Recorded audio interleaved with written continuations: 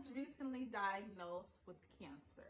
He cut this much out of my head and then had to like put my head together so that he can close it and sew it together.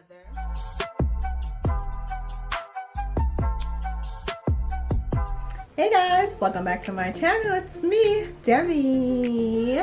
So it's been about 5 months since I told you all that I have cancer, and a lot of you guys have been wondering like what's going on with that, what's the update.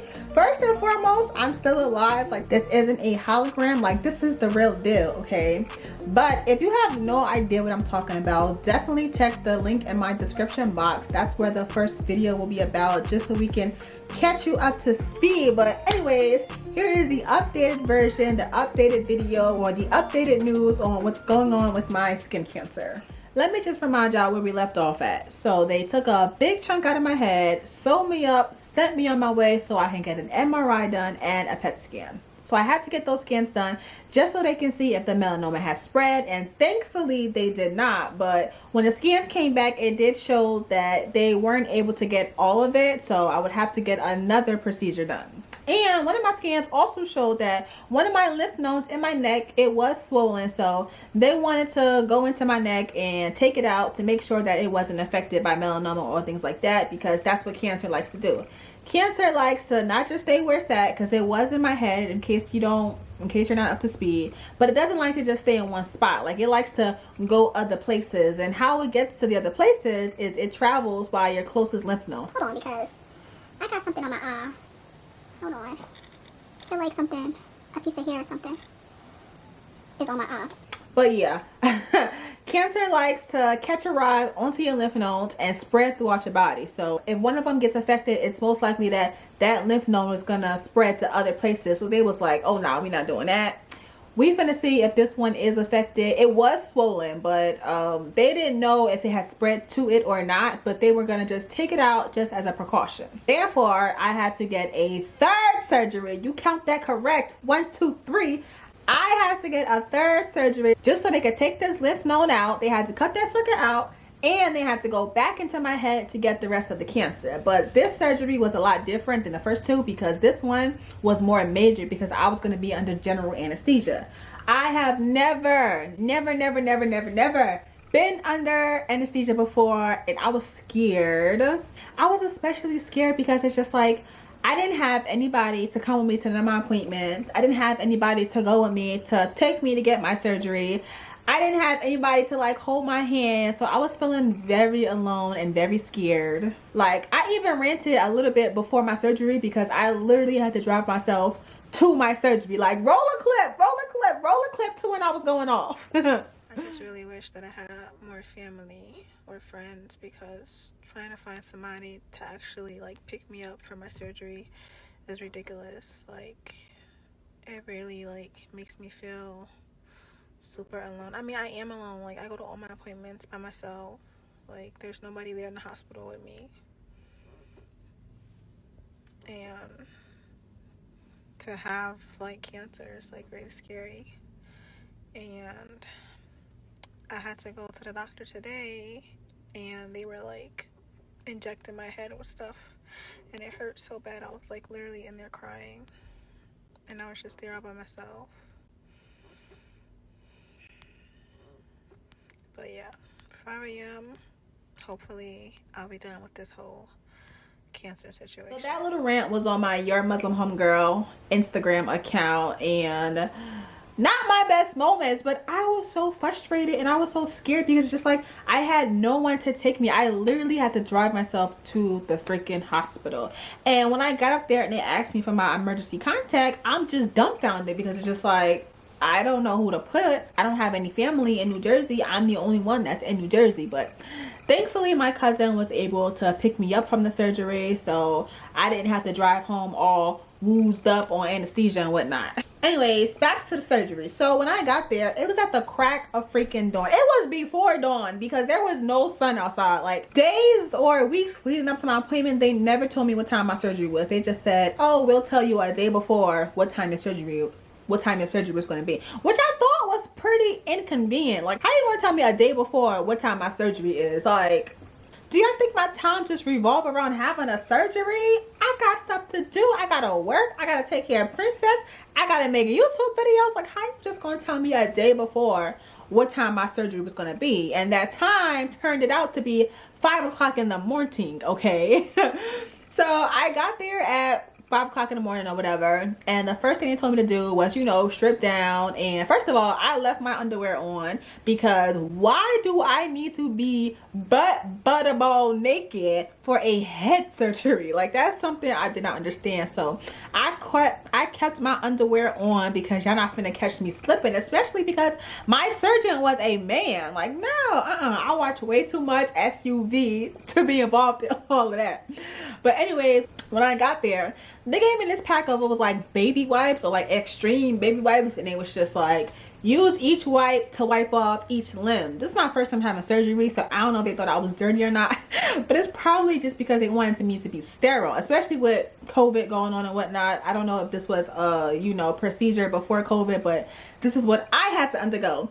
It was a pack of baby wipes, and it was like some heavy duty baby wipes. Like, I should have asked to take a pack of those home.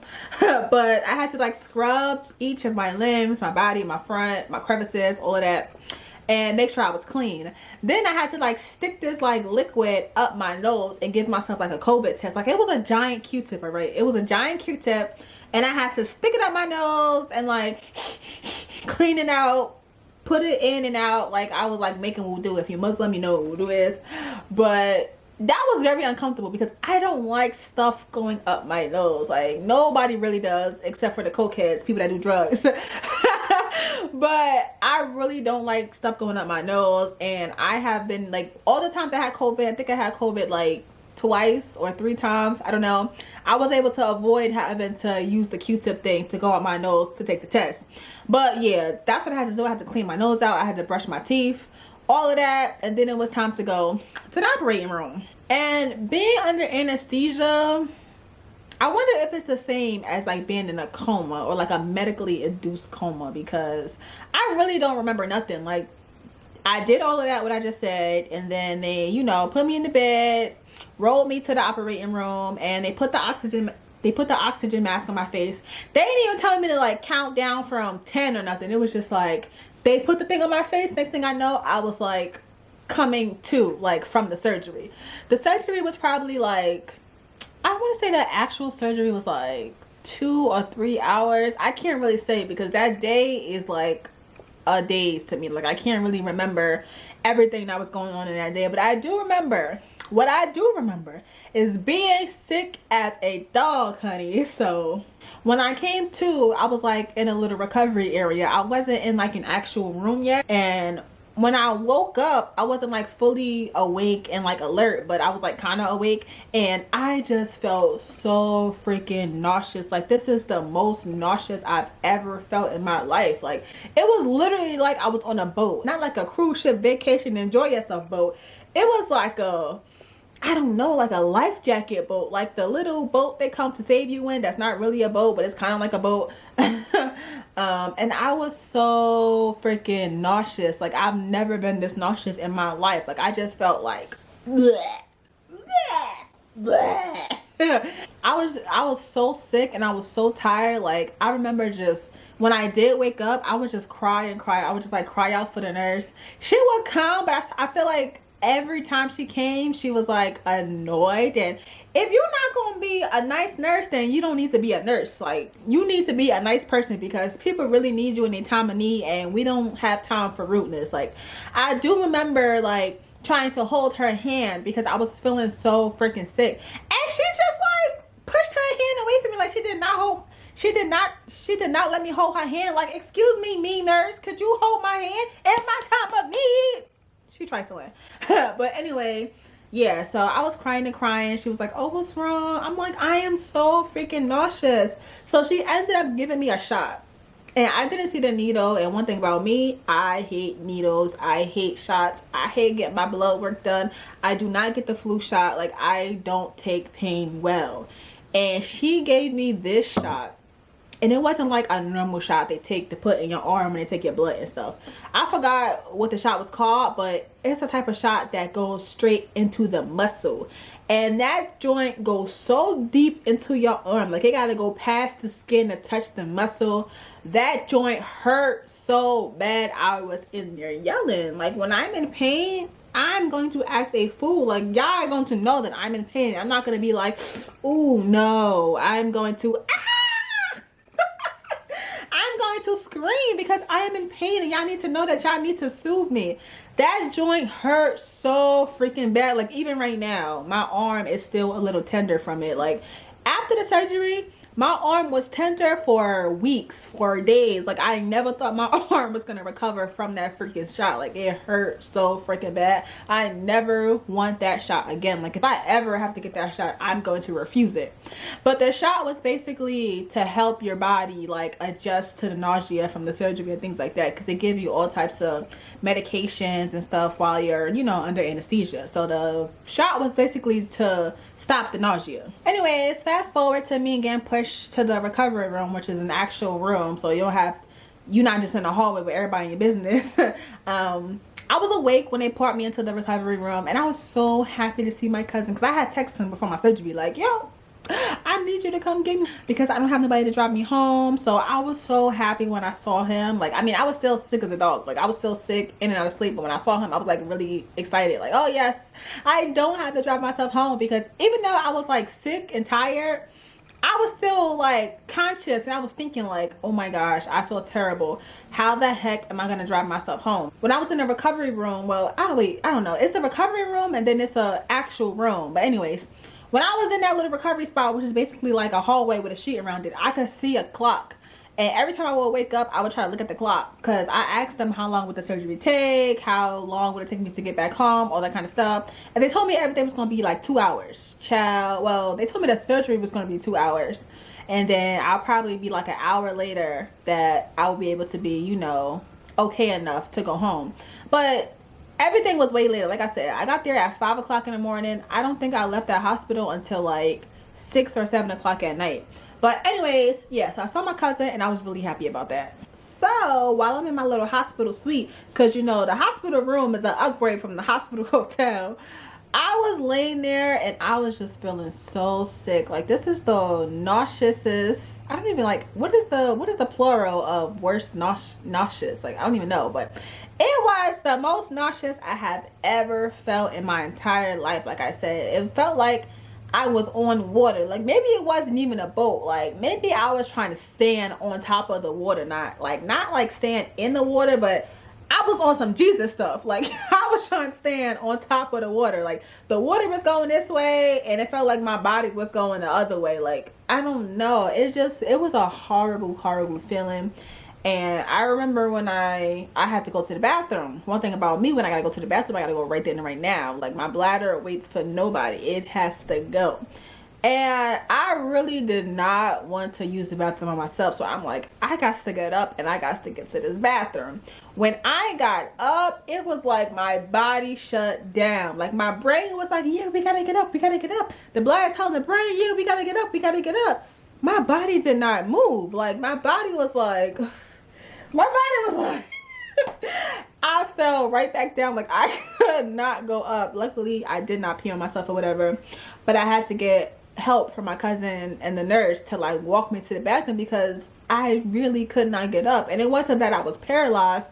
It's just like my brain wasn't telling the limbs and stuff to move or to get up, or they like, he was telling, she, because my brain is a woman, she was telling them what to do, but the body was just not listening. The body was just like, we gonna stay right here, and we gonna stay right here in this bed, all right? So anyways, when I finally did get up, I know I keep telling you I felt sick, but I felt so sick, and I just kept feeling like I was going to throw up, but I never did throw up. But when I got out of the bathroom, I felt like I was going to throw up. And sure enough, I threw up. I freaking threw up. It felt like my insides were on fire. It felt like my small intestine was coming up. Like, it felt so freaking crazy.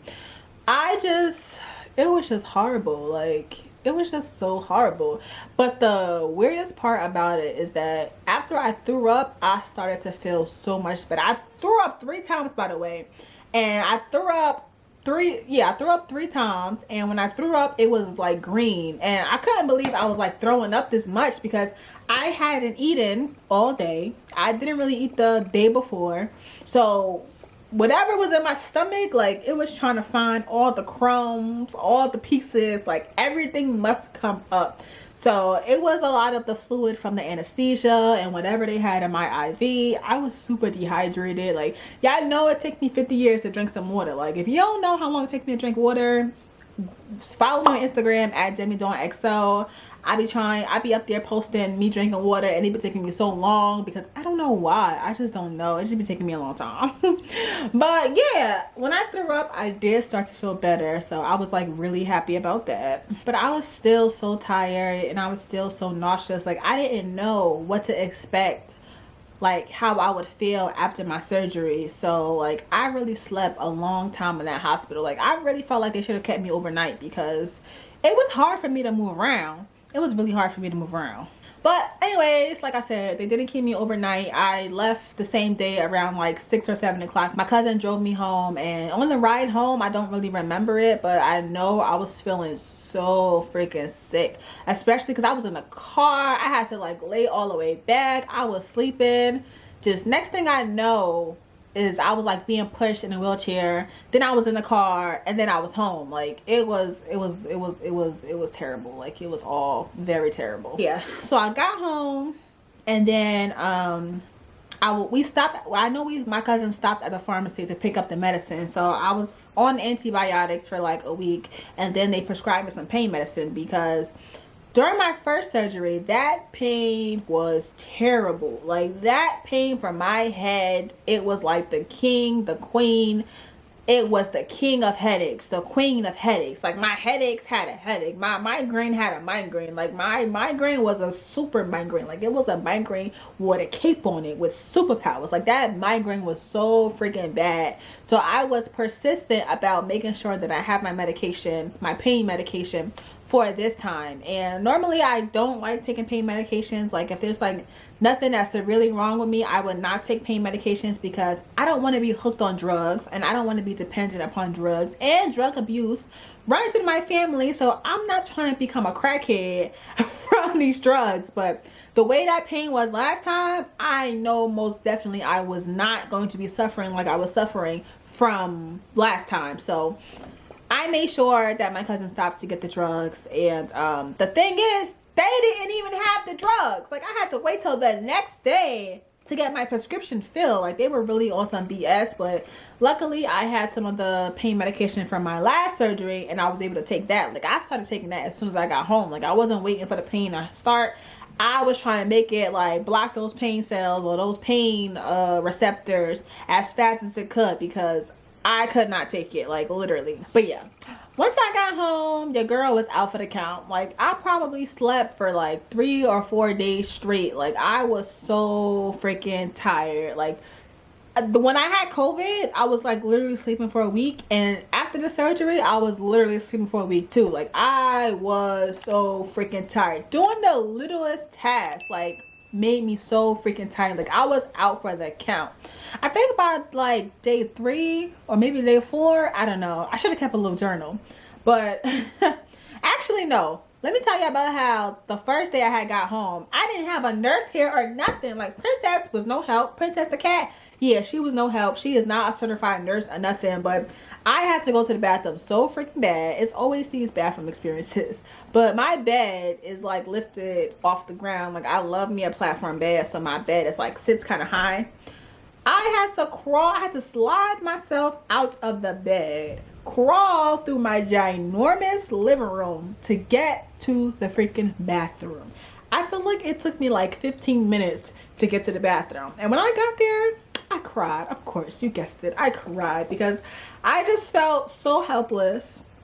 I just felt so helpless. Like, I never want to be immobile. Like, I know we all get old and stuff like that, but I never want to be immobile, because not being able to help yourself, and then you don't have nobody to call, or you don't even want to call nobody because you don't even want to be a burden to them. Like, I just felt, I was so sad and I was so helpless, but I was happy that I made it to the bathroom, because if I would have peed in my bed, I don't know what I would have did, because I did not have the strength to change my bed sheets, to flip my mattress, to clean it. Like, I don't know what I would have done if I would have peed in the bed, but alhamdulillah, I didn't. I was able to get to the bathroom, but it was rough. It was really rough. Like, I was surviving off of water, applesauce, and crackers. I think I lost like between 5 and 10 pounds while I was out for the count. Like, I didn't go to work for, I think, it was like, the doctor told me I was going to be out of work for 3 weeks, but I did not know I was going to be out of work for that long. But I think I stayed out of work for like 2 weeks and a half, maybe, possibly.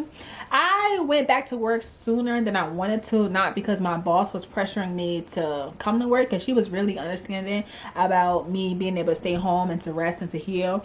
But I was just like sick of being in the house. Like, I was sick of being in the bed. Like, when I was home, I would like try to move from my bed to the couch just so I felt like I was being productive, because I was laying and I was sleeping in different places. So that was my productivity. I would like try to like move around just so, you know, I'm just not laying there not doing nothing. But yeah, I was on 0 most of the time. Like, I had 0% energy. And as I started to heal, well, my head was hurting. Like I told y'all, it had headaches upon headaches. But the medicine really helped. And not only did the medicine help, but it knocked me out. That's why I was sleeping so much. Because that medicine that they gave me, I think it's called Tylenol with 300 oxycodone, something like that. And that joint knocked me out. Like, your girl was out for the count. But when I was feeling better, I would not take it. And after I like stopped taking the medicine, it was my neck. Like, my neck was hurting so freaking bad. Like, it felt like my neck was going to give out at any minute. Like, after the surgery, my neck was swollen. Like, it was like out here, like the bottom, even the bottom of my neck, like right here, this joint was in my chest. Like, I'm like low-key, high-key subconscious about the little double chin that I got right here. But when I had that surgery, this little part was in my chest. And I'm like, no, I thought that my neck was going to be stuck like this. So I was like, no, I'm not living my life this way. Once I heal, I'm getting liposuction in my neck, because I didn't want a fat neck. And I'm not trying to be disrespectful to people out there who got fat necks. If you got a fat neck, it probably looks good on you. Your fat chin probably looks good on you, but it did not look good on me. So I was like, I'm getting neck surgery. I'm getting liposuction in my neck because I didn't want a fat neck. Like, I literally look like Peter Griffin. If you look like Peter Griffin, you probably look beautiful. But for me, it's not for me. Like, that's your look, that's not my look. But yeah, so my neck, it was super swollen. I couldn't touch it, I couldn't lay on it, I couldn't even move my head. Like, I had to move my entire body. Like, they know they wrong for not giving me a freaking neck brace when I left the hospital. I needed a freaking neck brace because my head felt so freaking heavy and I could not lay on it, I could not touch it, I could not do anything. Like, it was like completely off limits. Even like right now to this day, my surgery was in October, the end of October. My neck still has some fluid buildup and it's still like tender to touch. I can't really touch it that much. And even my ear, like my ear is still freaking numb. Like, it feels very weird to touch it. Like, I don't know what's that about. Like, my neck is like, I mean, my neck and my ear is still like really tender and the fluid is still there. So I have a scar that's like from here to here. Oh, see, it hurt. All of this, ooh, all of this hurts, but it's a scar from like here to here. And then it's a scar on the back of my head that goes into my ear. And yeah, it still kind of hurts. But once I healed, a few weeks went by and I had to get my staples removed. So he wasn't able to close my head up. He couldn't do it with regular stitches. He needed something stronger, so he had to staple it closed. And when I hear somebody talking about putting a staple gun to my head, it really gives me an uneasy feeling. I don't know about you. Like, I don't know if a stapler to your head sounds appeasing, but it does not sound appeasing to me, okay? So I had to get staples in my head, and I remember trying to touch it because when he told me he was putting staples in my head, I'm like, what the heck? Hold on now, hold on, there must be another way. But there wasn't. So I remember touching my head, and that joint felt like a train tracks. I had freaking train tracks in my head. I thought I had a huge bald spot, but thankfully I did not. I do not, and I have a head full of hair, so it's not like a giant bald spot there or anything like that. But anyways, after I recovered, like maybe like 4 weeks after my surgery, I had to get my staples removed. And when I had to get my stitches taken out, that was my first time having stitches. I didn't know if it was gonna hurt or not, and it truly did hurt. It hurt. I was in pain. I was suffering. It was not a good time. I actually have a clip of me leaving the doctor's office after I got my staples removed, and here is that clip. Roll it! I just got my staples removed.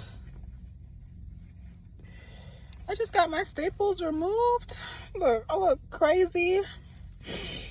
I just got my staples removed because I had to get staples on my head, and it hurt so bad. Like, it hurt so bad. I knew it was gonna hurt because, first of all, when I got those, the second surgery that I had to get stitches, and that was my first time getting stitches, and that hurt really bad. And it was like tugging and tugging and tugging. Mind you, my head is still tender. Like, this is 2 weeks since I had my surgery, and my head is still tender. Like, it still hurts really bad, especially if you like touch it and stuff. So I can't even like really do my hair because my hair, like, moving the hair follicles hurts. And I just got those staples taken out, and they hurt so freaking bad. Like, it felt like she was like ripping the wound back open. Like, it hurt so freaking bad. And it's 8 o'clock in the morning. Like, why am I starting my day to pain and suffering? Like, I don't understand. Like, I was really in there yelling. I was crying. I'm like crying right now, and it just hurt too bad. But it's done with. I wish I had some type of pain medicine that I could take right now because my nerves, like, it hurts so freaking bad. Like, I feel like the worst place to get staples in is your freaking head.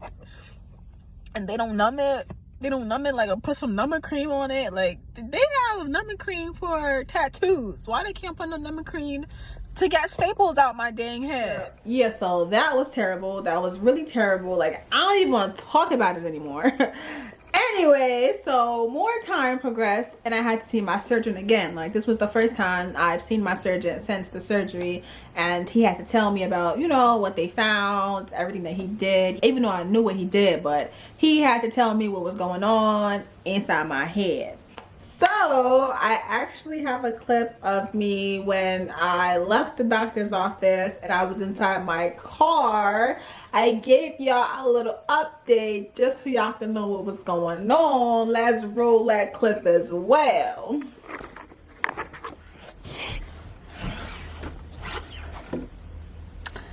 I am cancer free! I'm so happy. I just left my doctor's appointment and your girl is indeed cancer free. I am no longer the cancer girl. So there is that. Hopefully this is the end of the cancer journey. I do have to get checked in, like go to the doctor every 3 months to make sure that everything is all copacetic, everything is all, you know, all right. But right now I am no longer the cancer girl. So yes, so your girl is cancer free.